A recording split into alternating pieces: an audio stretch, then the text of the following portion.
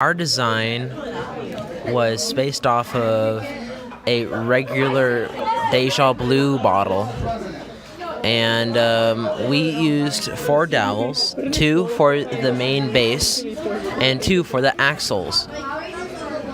But with our dowels, we put them through the straws, and then we put the wheels on by stabbing them through the dowel. So then the wheels would spin around the straw.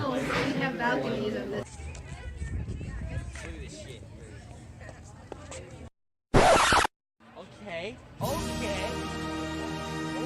Shake it up really good. Really good.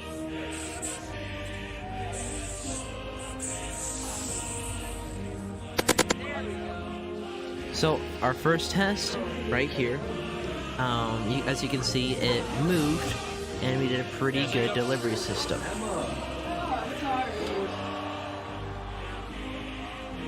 Now this is the second test. This was a massive failure because we were experimenting with different delivery techniques, and the delivery technique we tried was the baking soda first and vinegar second, and that was terrible. As you can see, it didn't move a bit.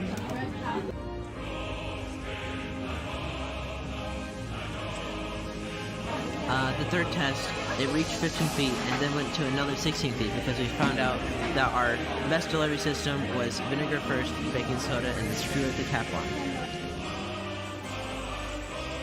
Come on!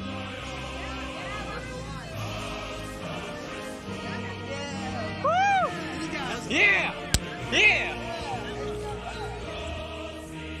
And on the fourth test, it went hecking flying to 58 feet with our patented vinegar to baking soda, 2.2 grams to 14 milliliters. This worked really well, coupled with the amazing delivery technique that we discovered. And also, the aerodynamics were ensured by our new flaps and, again, our equalizing flag. We also, in later designs, put a straw over the front 2 dowels because we didn't want to puncture anyone. Also, after we added the anti-puncture device, we added 2 more dowels to straighten the wheels up because in one of the tests, it was going off to the left.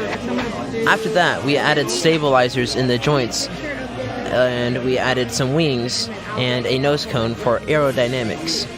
But one of the most important aspects of the design was the equalizing flag. After balancing our stoichiometric equation, we found that we should have a 1-to-1 mole ratio between vinegar and baking soda. After observing the molar mass of baking soda and vinegar, we observed that we should have we found that we should have 2.2 grams of baking soda for every 14 milliliters of vinegar in order to have the best reaction.